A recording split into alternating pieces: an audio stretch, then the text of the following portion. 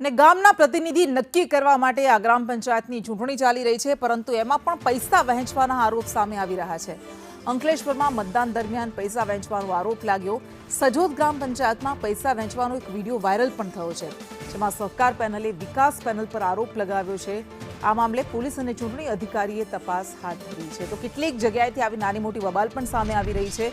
અંકલેશ્વરના આ ગામમાં પૈસા વહેંચવાનો આરોપ લાગ્યો છે અને આ મામલે પોલીસ અને ચૂંટણી અધિકારીએ તપાસ શરૂ કરી છે. અહીંયા સજોદ ગામમાં આદિવાસી વિસ્તારમાં પૈસા વહેંચવાનો આરોપ લગાવાયો છે. વધુ વિગત સાથે સંવાદદાતા વિનેશ જોડાયા છે.